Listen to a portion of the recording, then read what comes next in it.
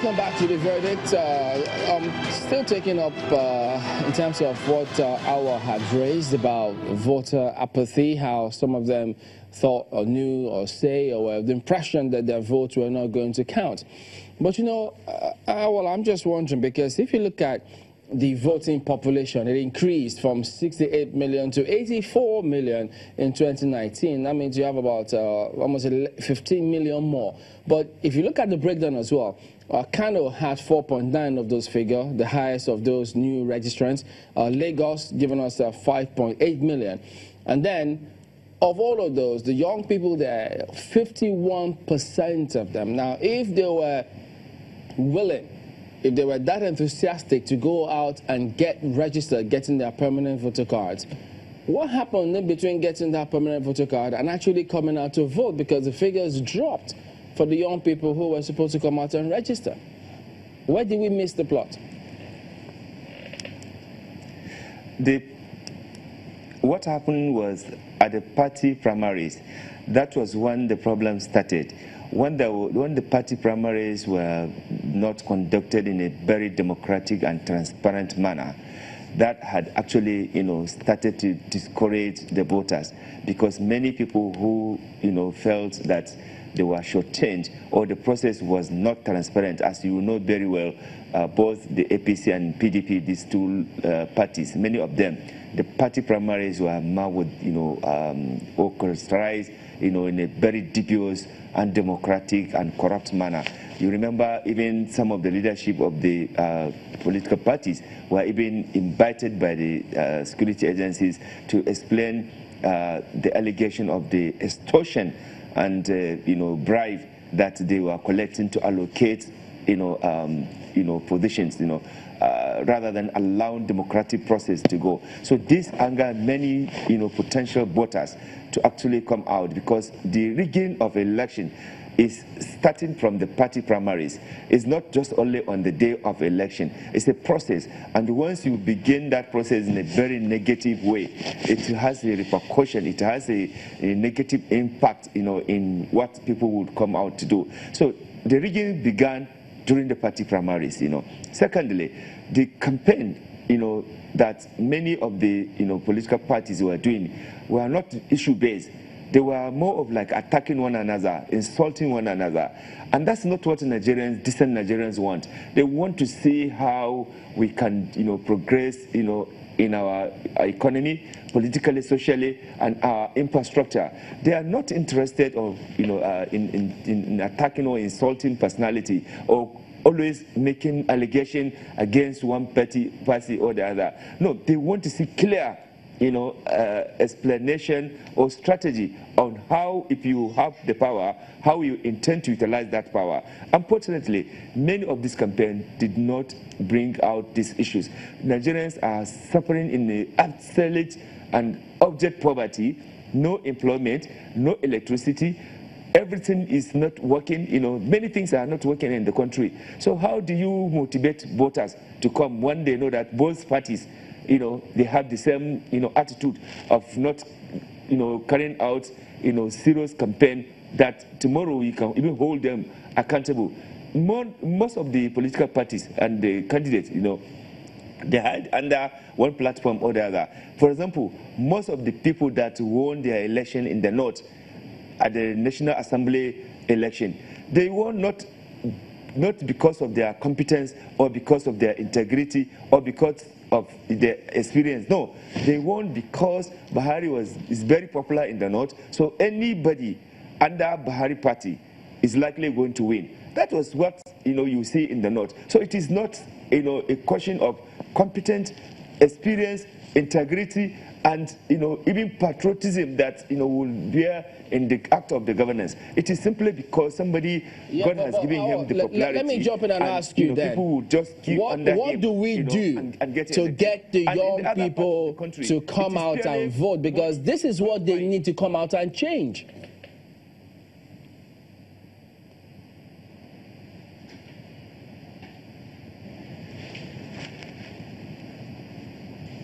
Yeah, it is. You can only come to do this when you know that you are safe.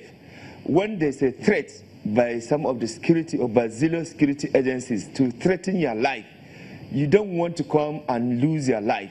Many people, they cherish their life and they don't want to be killed because of some political hooliganism, or because they want to come and depend, somebody who cannot even be accountable.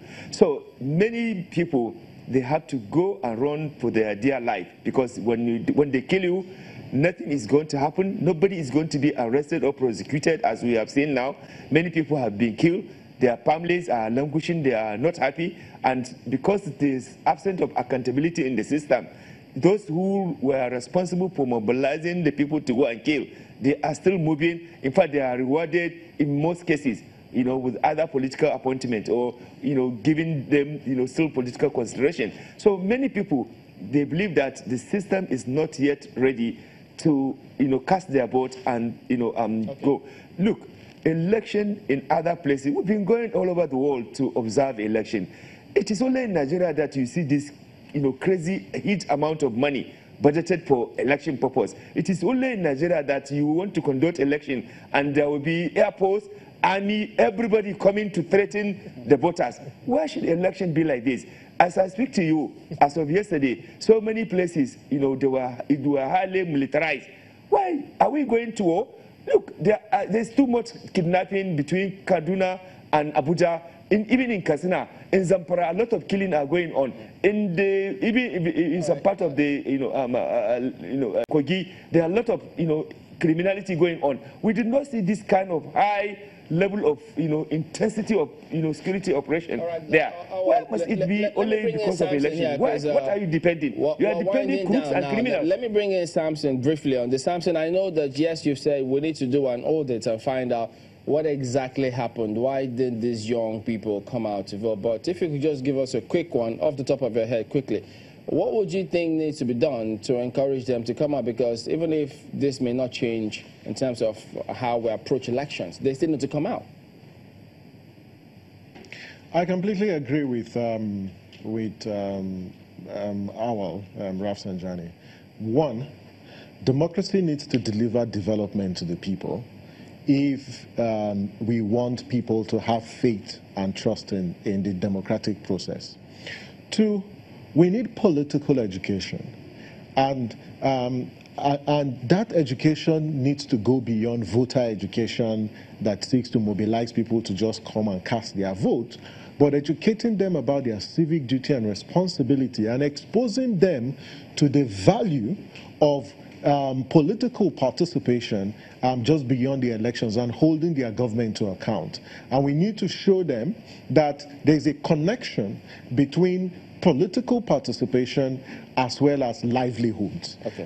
That's the second. The third is we need our democratic institutions to function in the interest of the nation and in national interest. The common good should be the driving philosophy of public governance. INEC has a critical role to play. If citizens don't have faith that their votes will count, they will not go and cast their ballot. Okay, and so INEC and the institution that is responsible for conducting elections must ensure that elections comply with the standards of integrity. Okay. The security agencies also, they also need to demonstrate. I need to bring it back here because we need to squeeze this in before we wrap up. Well, gentlemen, and yes, indeed, there's a huge challenge that we've got, Prof, but that's why they need to come out for us to fix it. That's the reason why they need to come out. But if they're discouraged, they need to come out. That's why we're asking them to come out in the first place. Well, they need to come out, and they must come out. But they're not likely to come out by themselves.